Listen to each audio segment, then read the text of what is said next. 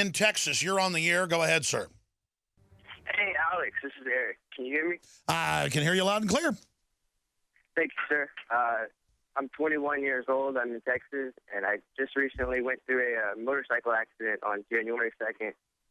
And I didn't really believe people when they told me healthcare was going down until I actually went through it. And it just amazes me how bad it's gotten. Well, America is turning into a third world country. How was the experience bad? Well, I was in a coma at first, and when I came out of it, I literally broke 3 parts of my skull, my face, my nose, my femur, and my pelvis. Mm-hmm. And I was begging for over an hour and a half of water. My first day out of the coma, like begging for water. Finally, I had to throw my water cup at the window to a nurse that was literally 10 yards away. And just the way that people treated me, like they treated me like I was useless and that I was nothing. They kept trying to give me these blood thinner shots when my neurologist said not to give them because I had a brain bleed. But they would bring multiple nurses in and try to force them on me. Yeah, well, that's the thing is it's such a big bureaucracy, and now they teach more and more. There's two conflicting systems, the old Hippocratic Oath of Hippocrates versus the death panel model, that anyone who's hurt is basically worthless to the system, especially if you don't have a giant insurance policy or you're not raining cash on them. And it varies hospital to hospital, but this has been done by design, and it's only going to get worse. And the death panels are all confirmed, and the average authoritarian that calls themselves a liberal says, yeah, let's kill all the infirm. That's how we'll get more money for us. That's how we'll get more welfare money. Well, the vets don't get good care. Only the, illegals are getting the care right now in the welfare system. They get preferential treatment, put it to you that way, because they're needed as the incentive to draw more people here to be slaves. They'll all be annihilated as well. Thank you, Eric. Let's go to Phil in FEMA Region 3. Go ahead. Alex, pleasure to talk to you, sir. Thanks nice for to talk to you. Call. Go ahead. All right. I wanted to just, for everybody's benefit, let you know a personal story of how I became a member. I was actually down at a bar, and somebody had written in Sharpie on the bathroom door, Infowars.com. I said, "What's that?" and have been a member ever since. So, I just ordered 500 business cards and a couple hundred of the bumper stickers. So I think maybe more folks should do that. It's all fine and well to have a conversation with somebody, but it would be nice to have something to leave them with to remember. So well, I agree with you. We have an area on InfoWarsStore.com of bumper stickers, magazines, business cards that have Infowars.com on them at cost, so people can buy those from us at cost and then give them out to friends and family. It's a great outreach. So thank you so much for that support, sir. Exactly. And one more thing, if I may. Yes, sir. Being in FEMA Region 3, we're a high military center. I'm a veteran myself, and I just wanted to give you a quick story about my experience with the VA. After separating from the Special Operations community, waited over 9 months to get my first appointment. It's probably the worst time of my life, tough transition, and I was depressed. So after about a year, I get into, the mental health side, and they prescribed me some antidepressants, which you have to taper onto to build up in your body and then taper off of when you're going to stop. A few months later, it came time for my follow-up. They canceled my follow-up. Wait, I'm going to come back to you. Obama phone lady's going to be here, but if you can hold, I want people to hear this story because I've been told this by other troops. They will take you right off a serotonin reuptake inhibitor, which on record can make you have a psychotic break. I want to hear what happened to you, so recap it. Tell the rest when we go to call. Phil, recap, because you were on earlier. Recap your story and then finish up with what happened. And then I want to get Obama phone's lady, her take on that, sir. Thanks for holding. Phil in FEMA Region 3. Go ahead. Hey, Alex. Thanks for having me back. Michelle, awesome stories. I'll do my best to kind of weave mine into yours because it's all the same. It's about control. Right. So anyway, as I said, it took me forever after I got out of the military to get an appointment, to get in, to eventually get some level of care. They put me on, Alex, it sounds like you know a lot more than I do about exactly the type of drugs and what they do. But yeah, so I was on them for 3-4 months, had a follow-up appointment and prescription refill, and they canceled both on me. So I went from building up on this medication that's designed to help you feel better to completely coming off it. And I mean, I noticed the next few weeks I was kind of cognizant of the way I was feeling due to that. That's how they get you.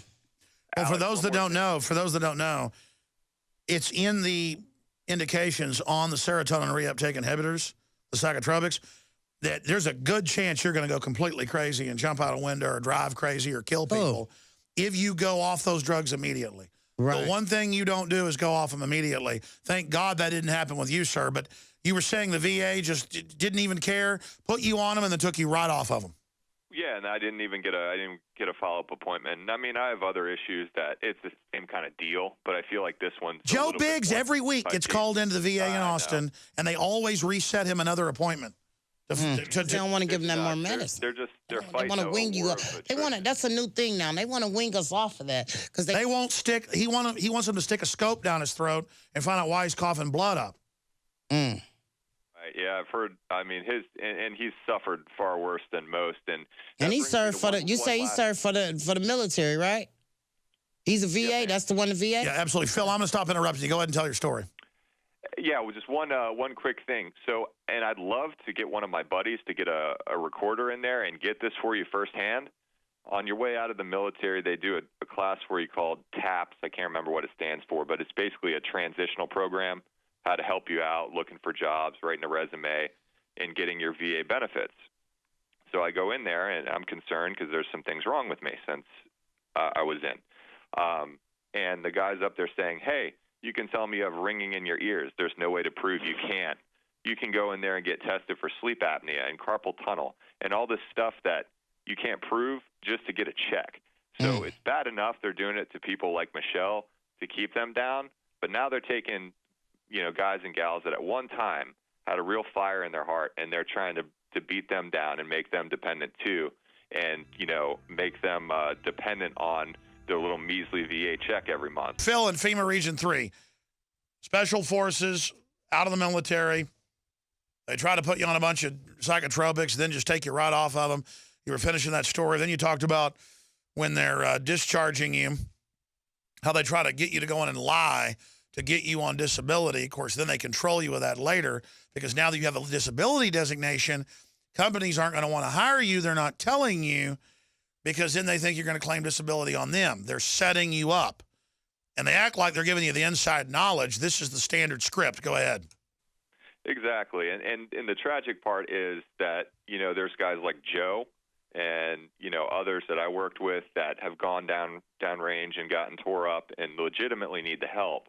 And they're getting sidelined by people coming in talking about, tinnitus, carpal tunnel, any number of things. The guy I was just with yesterday was in a bad vehicle accident, completely destroyed his shoulder and knee, and basically he's on a 1-year hold while they try to get him medically retired. What happens to a lot of people is they say, just forget it. Just let me out. Let me out. And, they go without then for the rest of their lives for something that they sacrificed a lot for. And, it's just messed up that they're trying to make, I guess welfare recipients out of, guys and gals that have sacrificed and, like I said, at one time really had a burning fire and wanted to make a difference. And as people wake up, it's upsetting when you've gone and you've put your life on the line to find out what was it really for? What are we fighting for? Well, I totally agree with you. And again, it's not welfare to give medical treatment to the military. They have allotted the money. You're supposed to take care of the veterans. They steal it. They siphon it off into the bureaucracy, and that's come out. And now under Obama, every veteran I've talked to says the VA is many times worse than it was just 6-7 years ago. And they've got secret death list, which they're going to move into every level and just not give you care when you're old, tax you your whole life. Right. And then, we're going to put you on a death panel list because you're 65 years old. You're not going to get a knee surgery. You're too old. We're going to give that to young people, which then sells the young on the idea of you make the pie smaller or the pie doesn't get bigger. It's just a horrible, collectivism is horrible because it puts other people in control of your lives. Phil, thank you. The globalist social engineers are not just targeting us with propaganda. They are manipulating our genetics. We are being targeted at every level by estrogen mimickers that lower our testosterone and other hormones and natural compounds that the body needs. After consulting top doctors, nutritionists, pharmacists, and others, we have developed what I believe is the ultimate non-GMO organic super male vitality formula sourced from powerful organic herbs and then concentrated for maximum potency. Super male vitality was developed to activate your body's own natural processes instead of using synthetic chemicals. Super male vitality by InfoWars Life is so powerful that I only take half the recommended dose. For a limited time, we are offering 15% off Super Male Vitality at InfoWarsLife.com to introduce you to this powerful supplement. Visit InfoWarsLife.com today to secure your Super Male Vitality. InfoWarsLife.com.